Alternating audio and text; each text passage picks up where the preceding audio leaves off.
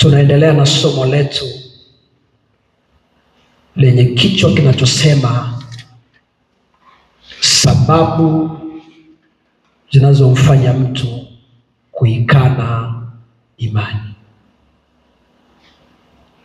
Pengine nikumbushe mahali ambapo tumetoka kwa faida ya wale ambao hawakuwepo. Tulisema imani ni mkono wa kupokelea kwa Mungu na ni mkono wa kupeana. Kwa tafsiri nyepesi, pasipo imani huwezi kupokea na pasipo imani huwezi kutoa. Lakini kingine tukasema imani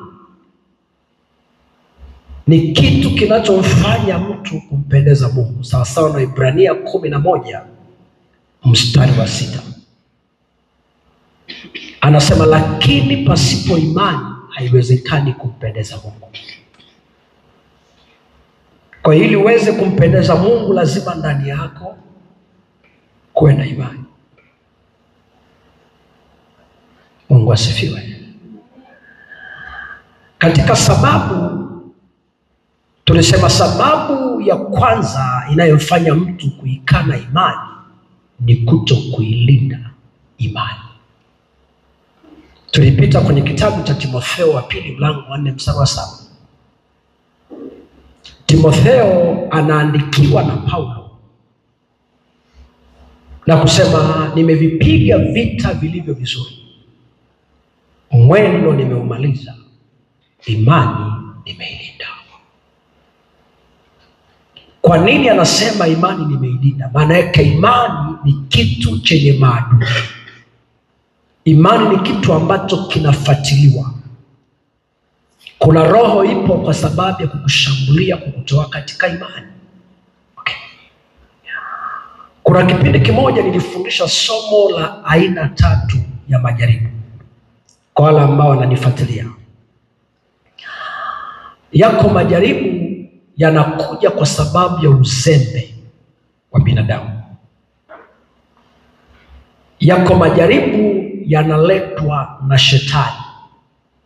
Yako majaribu yanaruhusiwa na Mungu. Nifafanue mawili. Jaribu linaloruhusiwa na Mungu, kusudi lake ni kukuinua kiwango, kukupeleka kiwango kingine.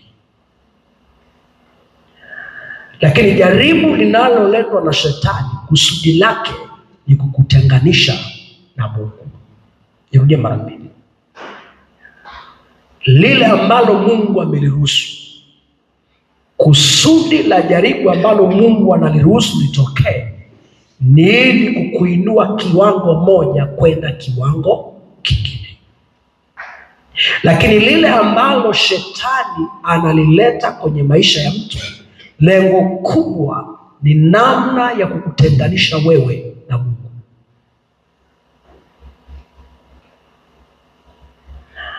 Mfano mzuri sana, unaweza ukasoma kitabu cha Ayubu sura nzima kama unaweza ukafanikiwa. Shetani analeta jaribu kwenye maisha ya Ayubu kwa kusudi kubwa tu la kumtenganisha Ayubu na Mungu. Anamwambia Mungu, nipe nafasi nimjaribu Ayubu. Kama hajakuacha, kama hajakukana. Na kwa sababu Mungu alikuwa anajua moyo wa Ayubu, Mungu alikuwa rahisi kumruhusu shetani. Ndio sasa nikakuonesha yako majaribu yanaweza kuruhusiwa na Mungu kwa kusudi la Mungu. Mungu atusaidie. Kwa hiyo katikati ya hilo jaribu linaloruhusiwa na Mungu ama liletwa na shetani ili kutingisha imani, katikati ya vita Paulo anasema imani nimeilinda. Okay. Sababu ya pili ambayo tuliangalia inasababisha mtu kuikana imani ni ukengeufu.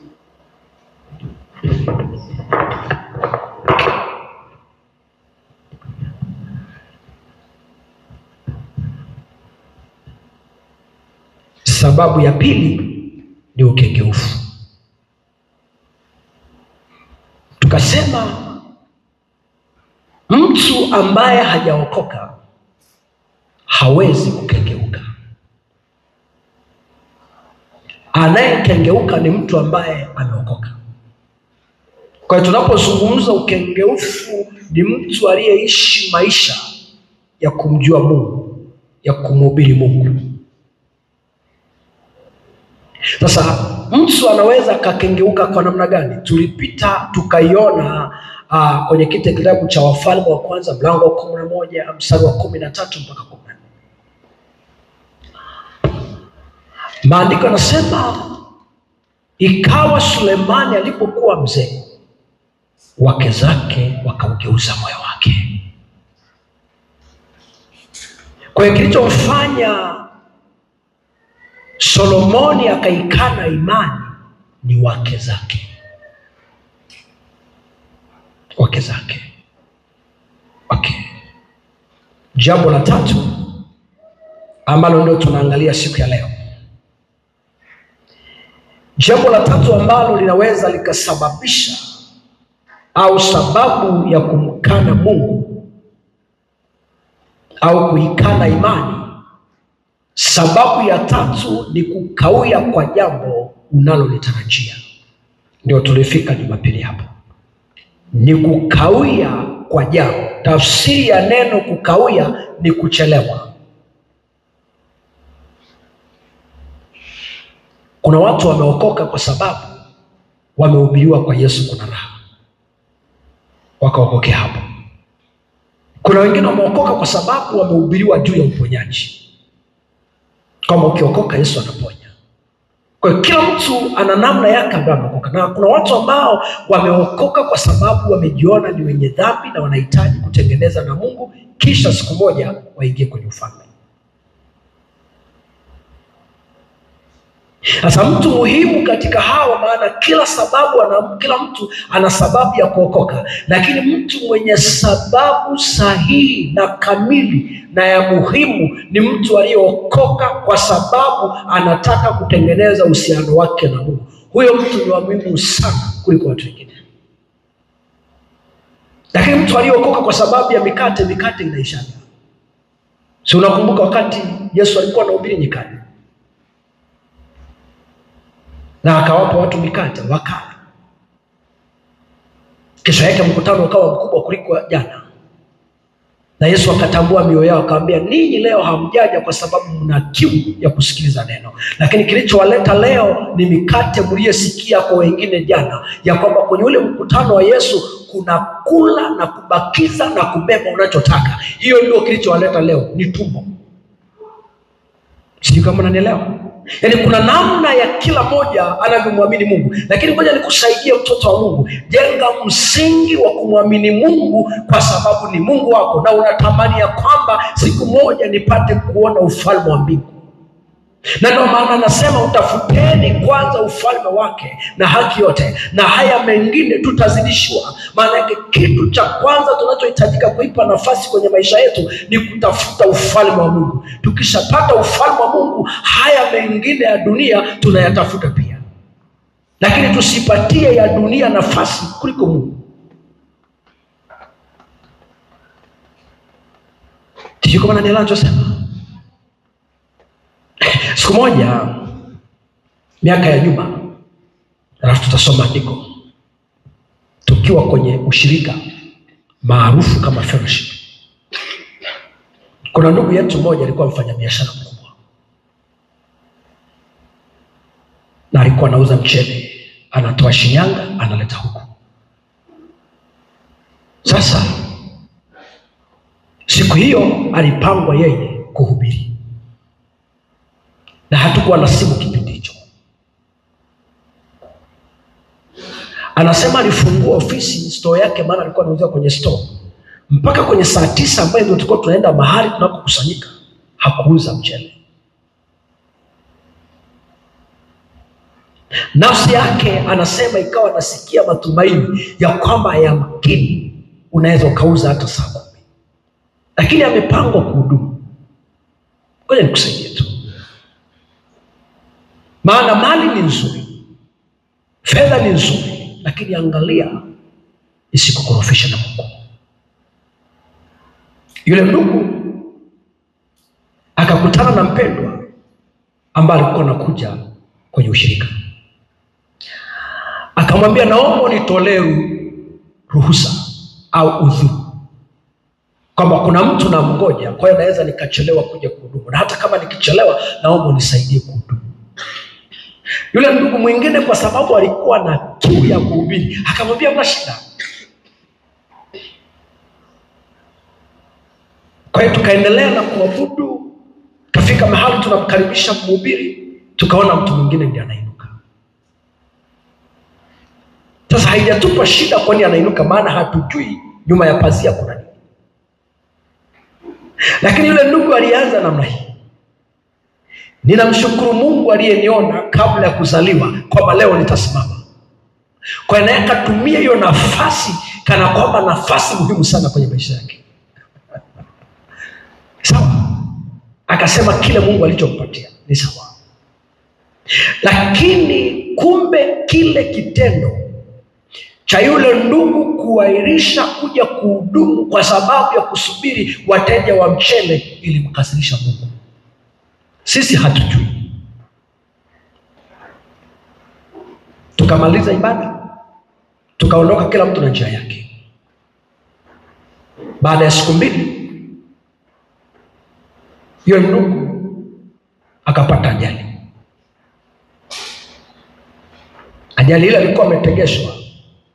Zile fedha zote ambazo aliuza mchele alikuwa anarudi tena kwenda kuchukua nyingine, zikachukuliwa yote. Ni mtu namfahamu, zikachukuliwa yote.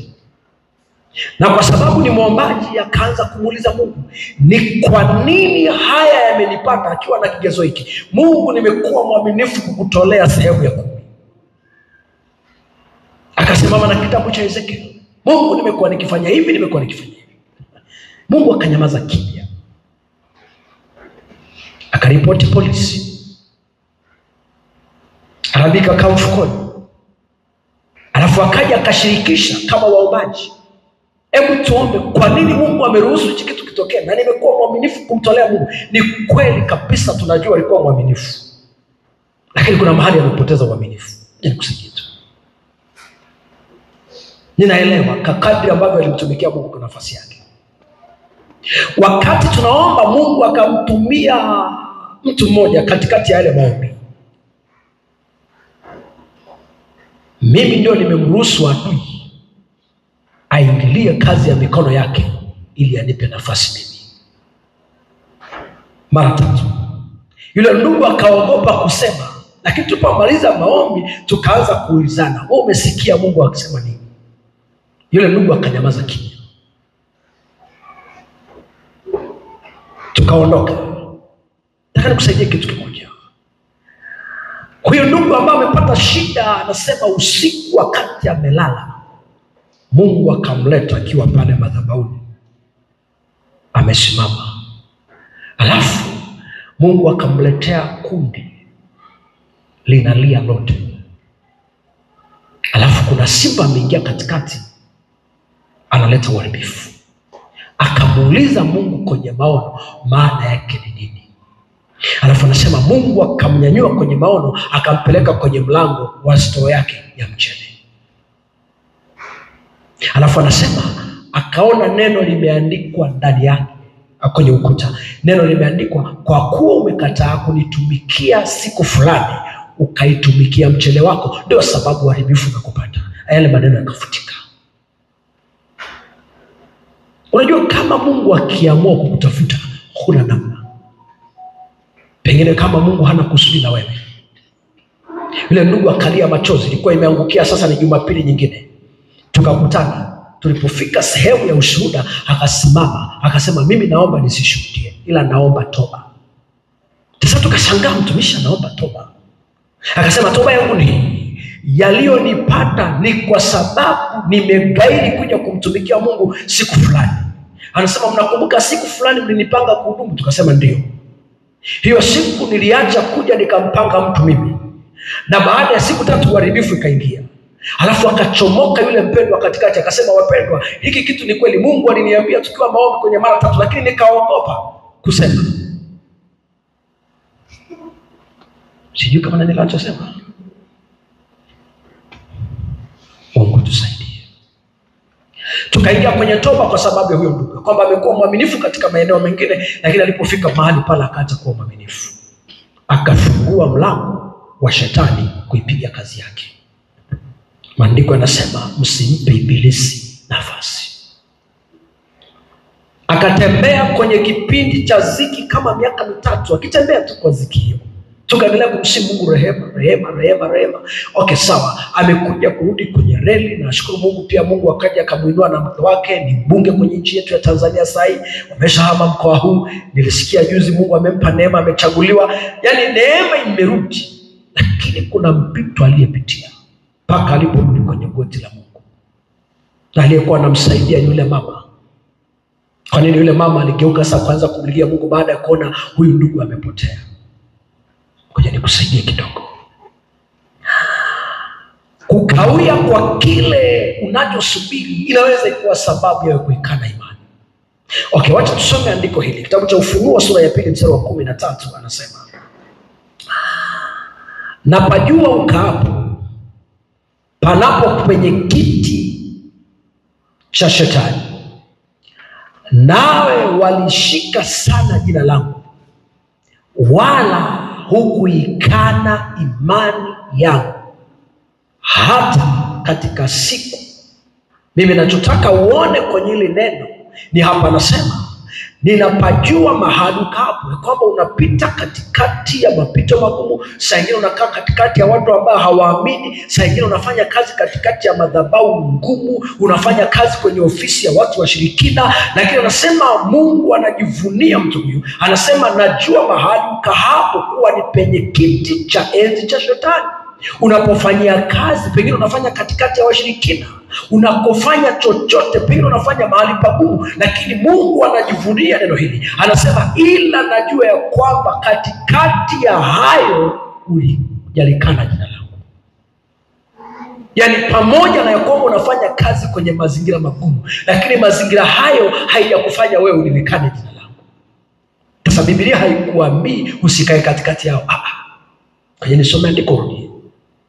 Anasema najua ukapo kuwa ni penye kiti cha enzi cha shetani. Yaani saa nyingine unafanya kwenye ofisi ambayo watu ni washirikina. Unafanya ofisi ambayo watu wanakutafuta wewe kwa namna yote ile wakung'oe mahali pale. Lakini maandiko yanasema ila nachojua wewe siku zote umekuwa ukilishika jina langu. Hata ijapokuwa uko katikati ya watu ambao hawaniamini, lakini umekuwa ukilishika jina langu. Licha ya kulishika jina langu, anasema wala hukuikana imani yangu.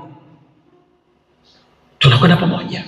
Kwa unaweza ukajikuta uko katikati ya watu ambao hawamfahamu Mungu, katikati ya watu ambao ni wapinzani juu ya Mungu, lakini pamoja na upinzani wao haiwezi kuwa sababu ya wewe kumkana Mungu ama kuikana imani yako. Utafanya mpaka Mungu atokelezee. Angalia kitabu kile cha Kutoka sura ya 32.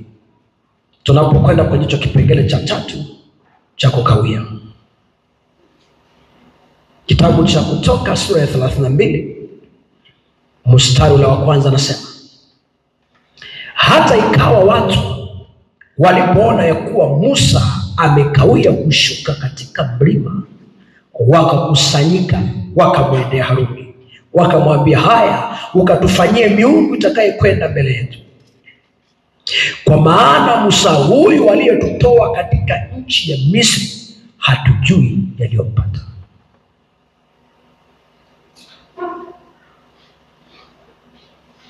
Sijui kama kuna kitu nakiona hapo.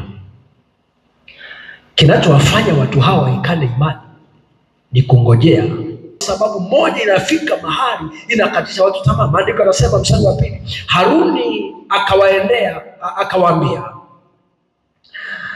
zivueni pete za dhahabu zilizo katika masikio ya wake zenu. Unaona, hii inaonekana ni wanaume ndio walileta ikisirani.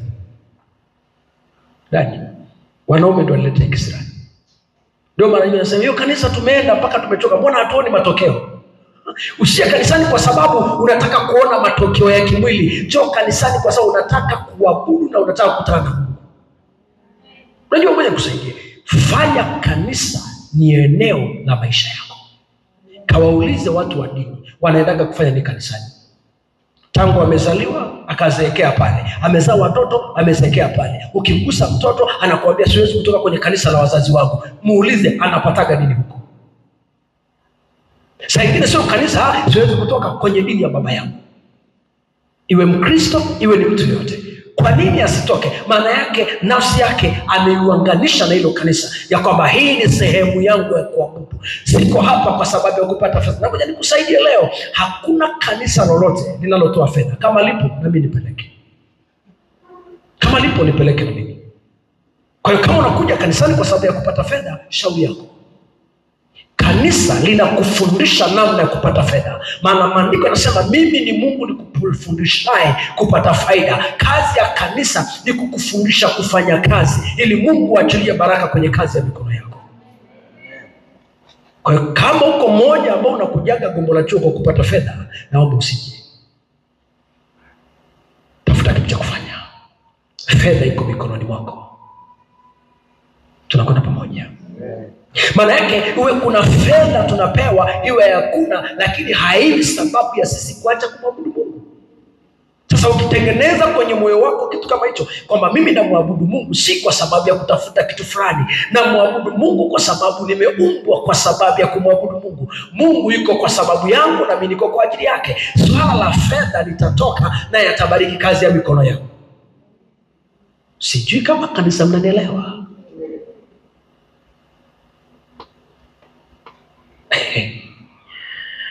Wanaume wakaanza, na ndio waliwafuata, maana wanawake ilikuwa ni ngumu sana kujitokeza mbele ya makuhani.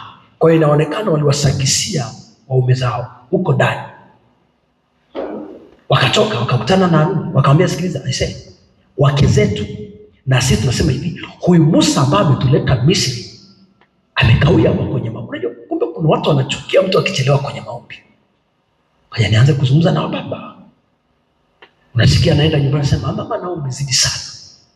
Yaani umezidi sana wewe mama. Kanisani ni wetu wewe umezidi. Punguza. Mbona wengine wangenge, wengine hawana hiyo neema. Hapa nazungumza na baba. Bali inaonekana ikisirani wa baba ndio walileta. Ndio sababu Haruni anawafuata. Anasema akawaambia, nendeni mkazivue pete za dhahabu zilizo katika masikio ya wake zenu. Sio ya waume zenu, wake zenu. Kwa wanaume walioleta taarifa ya kwamba tumechoka kuabudu Mungu ambaye hatumuoni, tunataka Mungu anayeonekana, hao wanaume wakaagizwa. Mungu tusaidie. Sikiza vizuri. Masikioni za wake zenu na wana wenu na binti zenu mkaniletee. Watu wote wakazivua pete za dhahabu zilizoko katika masikio yao, wakamletea Haruni. Alafu anasema akapokea mikononi mwao, akatengeneza kwa pete alizozifanya iwe sanamu ya ndama. Alafu mstari wa 5 anasema, naye Haruni alipoona jambo hili akajenga madhabahu mbele yake. Haruni akatengeneza, akatangaza, akasema kesho itakuwa ni siku. Sasa ukiteremka ile mistari ya chini kabisa, utaona Mungu amekasirika.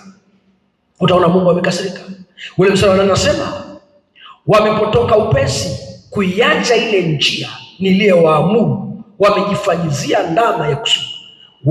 Wakaiabudu, wakaitolea dhabihu, wakasema huyu ndiye miungu yako, Israeli, iliyokutoa katika nchi ya Misri. Unasikia sasa? Musa yuko mlimani, anaomba kwa ajili ya watu hao. Lakini kumbe anaomba watu washaikana imani, watu washamwacha Mungu. Alafu Mungu anazungumza na Musa kule. Anamwambia, angalia watu leo watoa Misri wamepotoka upesi. Tafsiri ya neno kupotoka upesi maana yake wameshindwa kuvumilia. Wameshindwa kuwa na roho ya uvumilivu, wameniacha haraka. Halafu anaambia angalia hao watu jinsi walivyo. Wameacha kuniabudu mimi Mungu niliye hai, niliyowatendea makuu, wamegeuka kuiabudu sanamu. Wameikana imani. Kwa nini? Kwa sababu wanaona umechelewa. Natamani kuwateketeza. Ikabidi Musa aanze kilio na Mungu ili wasiwateketeze watu. Hebu sogea kidogo twende kitabu cha Kutoka sura ya 16. Kumbuka tuko kwenye sababu ya 3 inayomfanya mtu kuikana imani ni kuona kile alichokitegemea kimekawia au kimechelewa. Rasha katala maribisai. Kutoka sura ya 16 na mstari ule wa 3.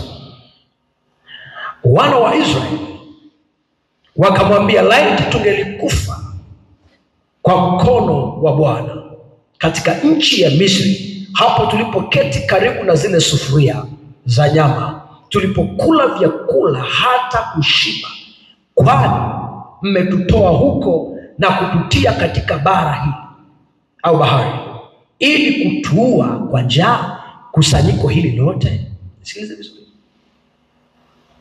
Nini kinachowafanya hawa pia wazungumze hivi?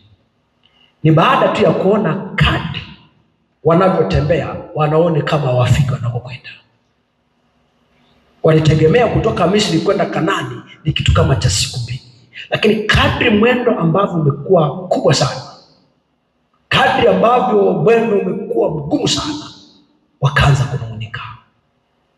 Kwa nini? Kile walichokitegemea kupata kwa wakati huo hawajapata. Hebu twende sehemu ya 4 kwa haraka sana.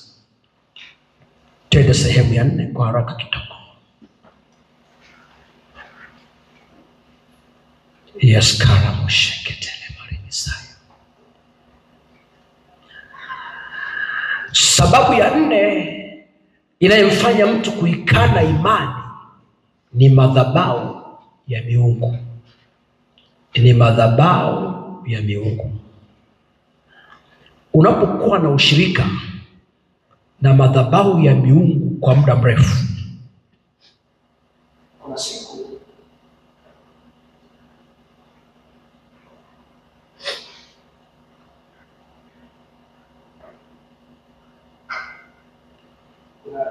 kuna siku nilizungumza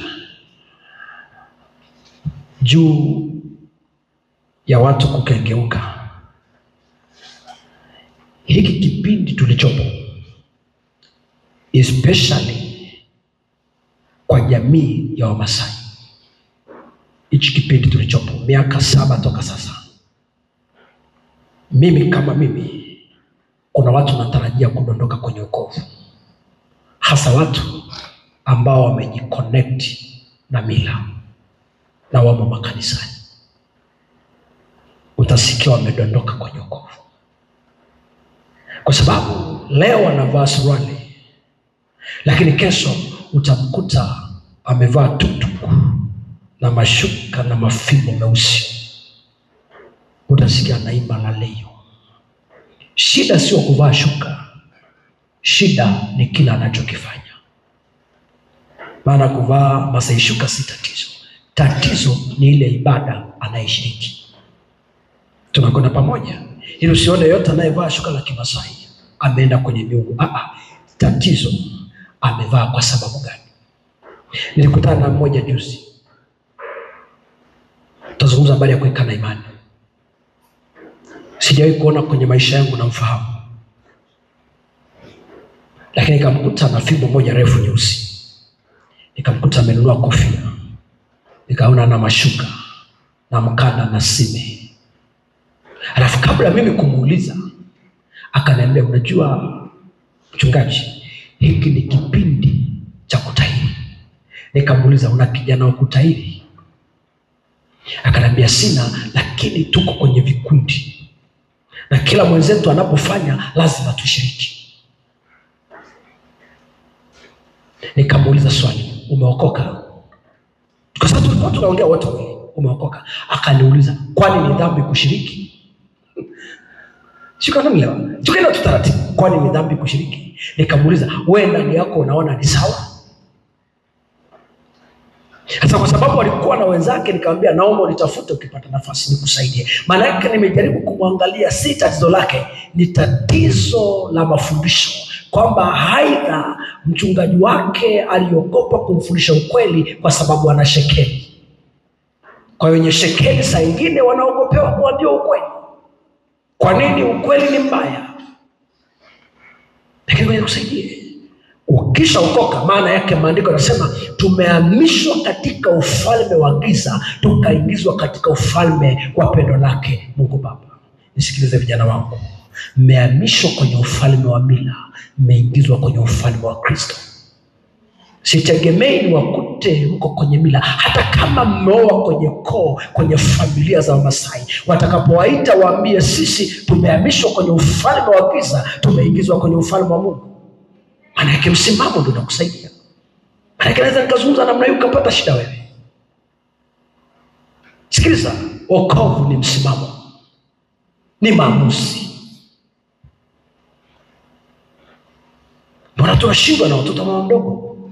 Watoto mama mdogo wakisema tufanye chochote, piga huwa garagaza, hatufanyi. Kwa nini? Wana msimamo juu ya Mungu wao.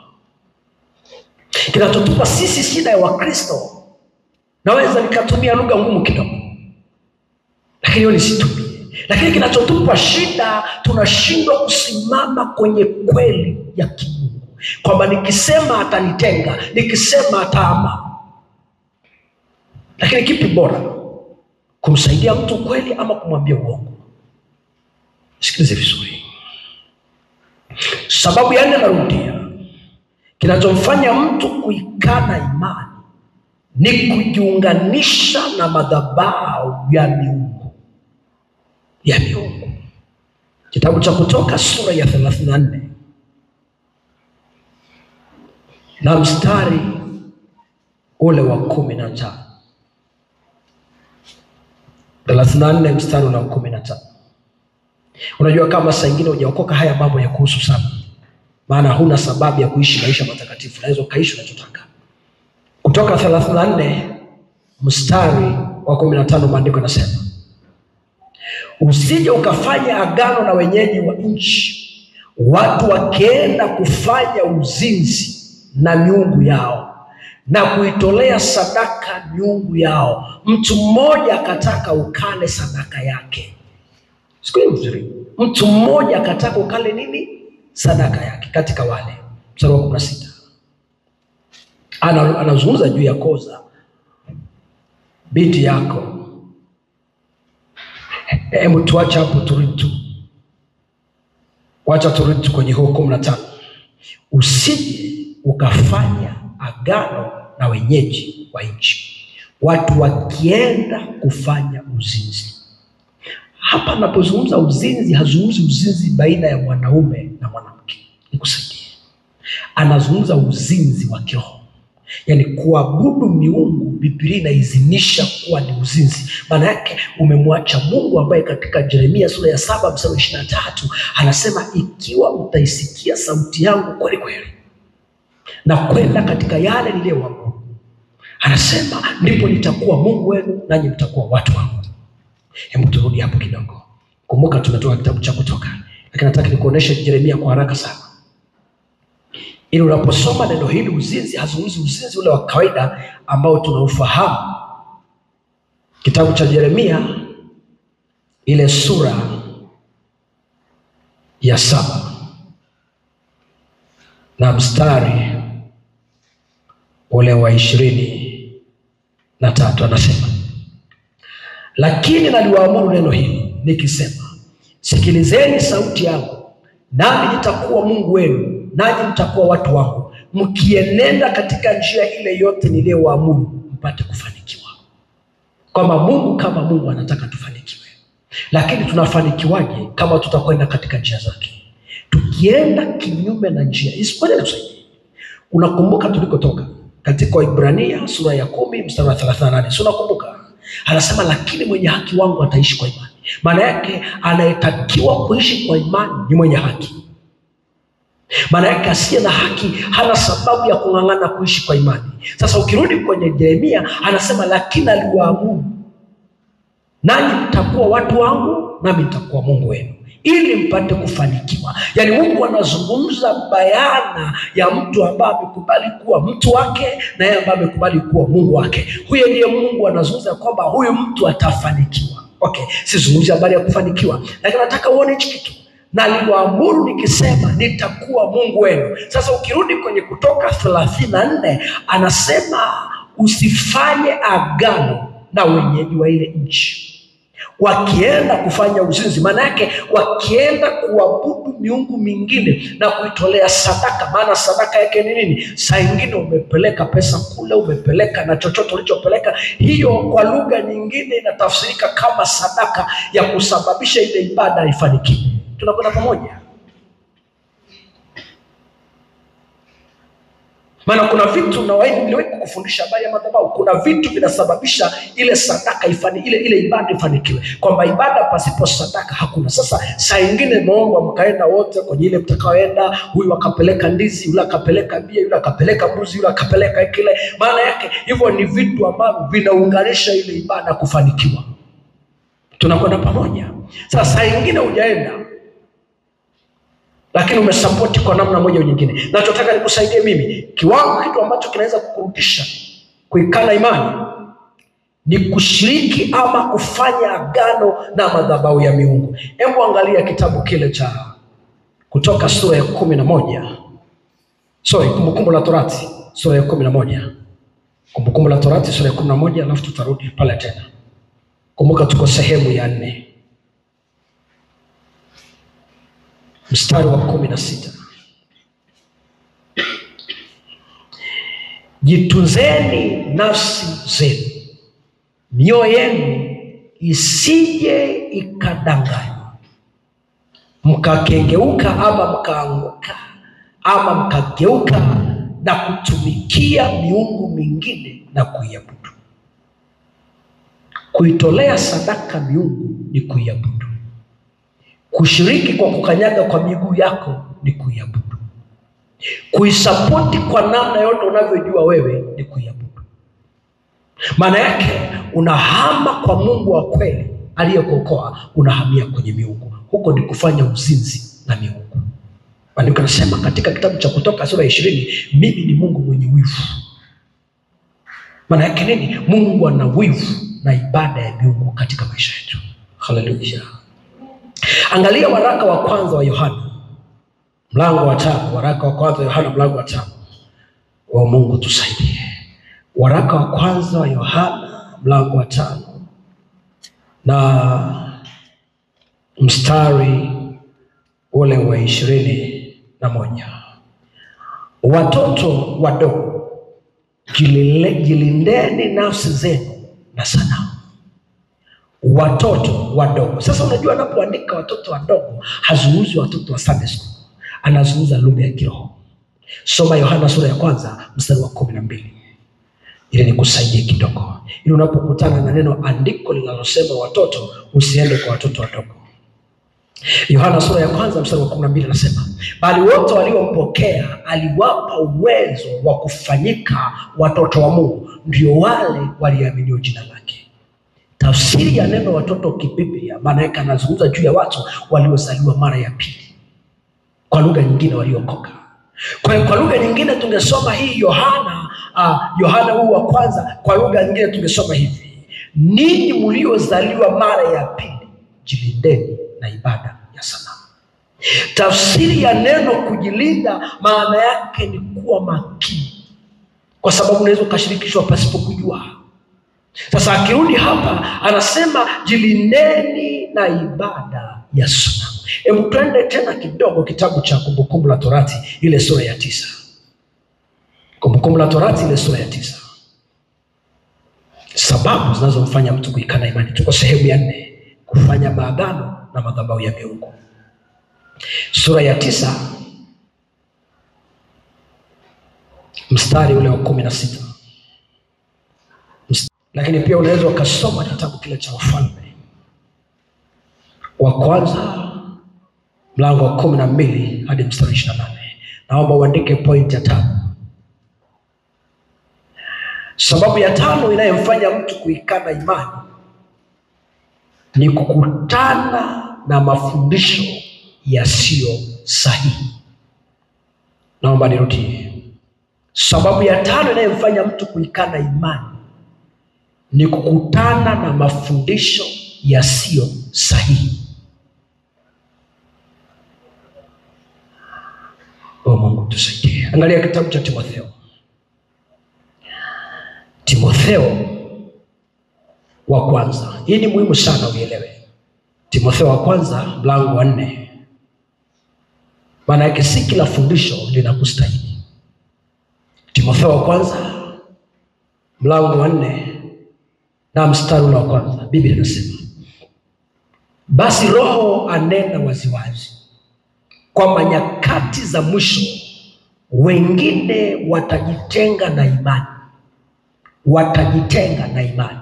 Maana yake mafundisho yasiyo sahihi yana uwezo wa kumtenganisha mtu na nini? Na imani. Watajitenga na imani wakisikiliza roho zidanganyazo na mafundisho ya mashetani.